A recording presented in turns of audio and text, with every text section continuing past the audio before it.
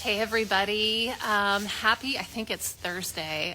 It's super cold here in Washington, and my arena footing is actually two frozen to work courses, so I thought I'd pop on and do a live. I wanted to share the story. I'd done a post earlier this week about my filly Sedera, and just what a powerful being that she is. And, you know, all of my horses have had a profound impact on my journey. But she has really refined and really pulled me up into just a different level of, communication and how I manage my internal state and my energy and working with her, because she's super sensitive, but also like very strong-willed and like very, embodied and like really committed to her point of view. So force never works with her. But you also have to be very congruent and very clear and being willing to, stick to, the objective that you would like to see done whilst also being flexible. So she's been a little tricky. But I had this really powerful healing experience with her last week. It's been about a week. I don't know if you guys can see the trees behind our arena, but we have a shared fence line with our neighbors, and beyond our trees, it's incredibly heavily wooded. And we've had bears back there, and I'm sure mountain lions and all sorts of other things. So it's always been, that end of the arena has always created some worry, within her. And she is very brave, and it's never been a huge issue. But I had noticed that like in the last 6 weeks, every time, like if I'm working her on a line as we approach the corners and, that far end of the arena, she visibly gets worried, and she had even started going to where she would be really relaxed, and then she'd like slam on the brakes, like kind of like hysterically stop. Or, she'd, spin and try and go the other way. And both of those things were just very out of character for her. And, I've been very, proficient about managing pain and making sure, we didn't have ulcer issues. So I can safely say, I've ruled all of that out. So we've just been working on a line, working on her comfort and just helping her navigate everything that she feels.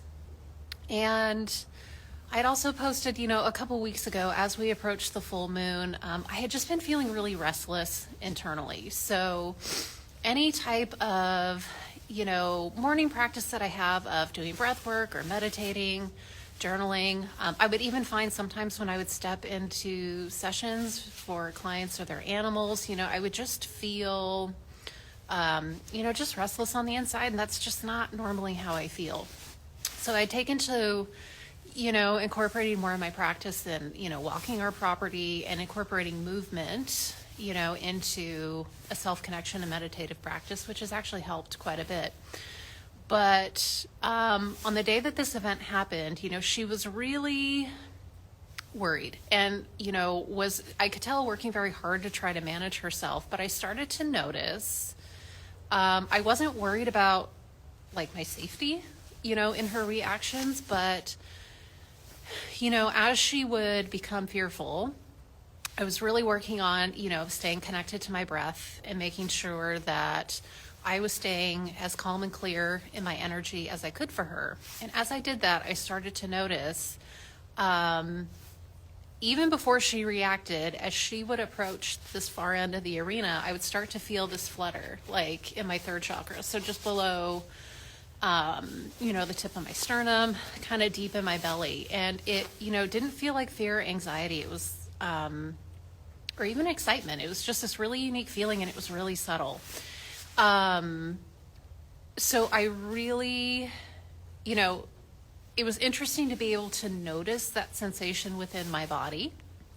And so I just continued to the breath, connecting with that feeling in my body.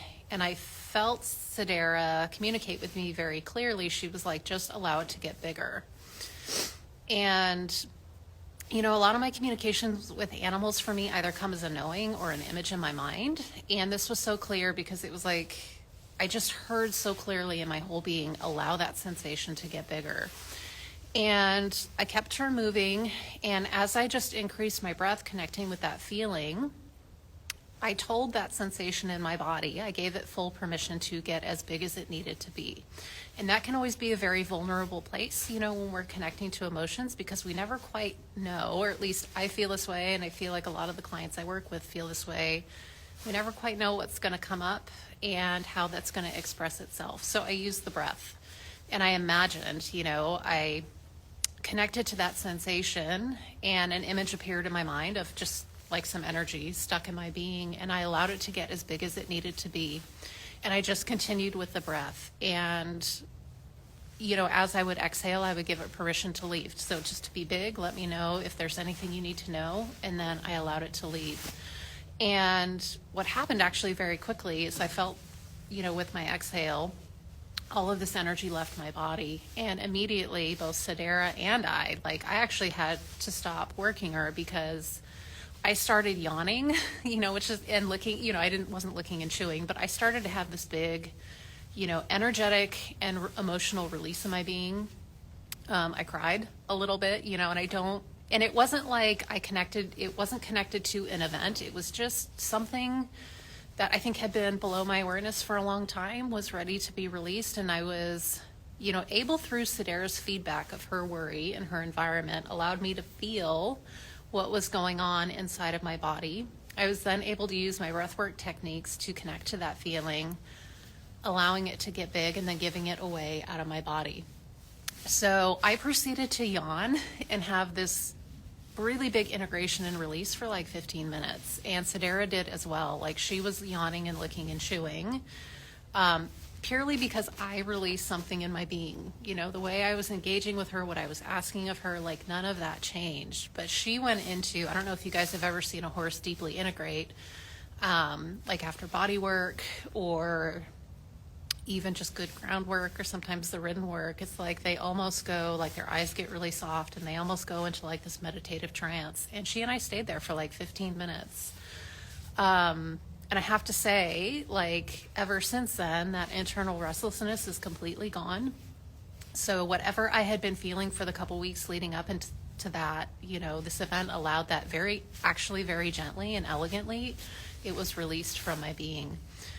And what I find so fascinating, so interesting, is ever since that event, she still has some curiosity and some questions about being down there. But it's been 8 days, and she hasn't spooked, she hasn't slammed on the brakes, and she hasn't tried to spin and go in the opposite direction. So my general feelings and interpretation is, I think she legitimately had worry and concern that had been built up in her system about, some sort of predator, out in the trees. I think I've been doing, there's just been a lot up for me in the last few months, and I'm moving a lot of stuck energy and old emotions through my being. So my general interpretation of this event is she and I both had two separate things going on that were starting to mirror each other. And as I was able to connect to my breath, when I released what was stuck within me, I became this sort of energetic template, so you can say, that allowed her to just very easily release what was hung up in her. And it's continued. We both have continued to feel so much better. And, the work that I've done with her in the time since, it's felt really connected, deeply connected, and really productive. She's feeling better and better and better about being in the arena. And really, it was a release of an energy within me. So, I thought it was just this beautiful story to highlight. I know I've been talking a lot about, for the last year, about breathwork and our horses, but really gifting them a soft internal state. It's so important for our well-being, but also in how we engage with our horses. Being able to feel what we actually have going on within our body, just being able to identify a sensation and to acknowledge that there's an emotion or a feeling, a fear, old trauma, whatever is existing within us, and then using the breath to help give that away out of our body. And I have to say, it was very elegant. I did cry a little bit, and yes, I did yawn for a really long time, but it wasn't hysterical tears. It wasn't tears that, or a grief or a memory that dropped me to my knees. It was just this really elegant way of releasing something within me that allowed her to release, and I feel like it's really improved our relationship. So I just wanted to share, I've been connected, to this type of work and doing energy healing and using breath work, as a form of healing and moving stuck energy and emotions. But, this even really grabbed me because it actually felt so effortless.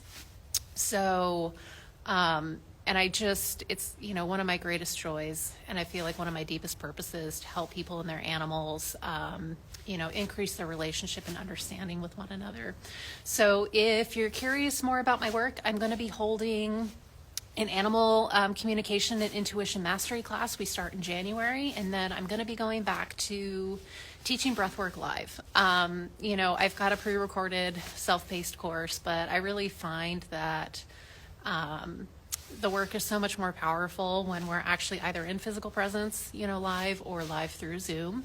It allows me to have a better idea of what's going on with everybody, and I can bring more of my energy to help you guys shift. So I'm going to be probably the end of February launching another breathwork class. So if you guys have any questions or concerns, you can always send me a message here. You can check out my website, tracyrainwaters.com. I've got a lot of info about my perspective on healing and, the different ways that we can work together through sessions.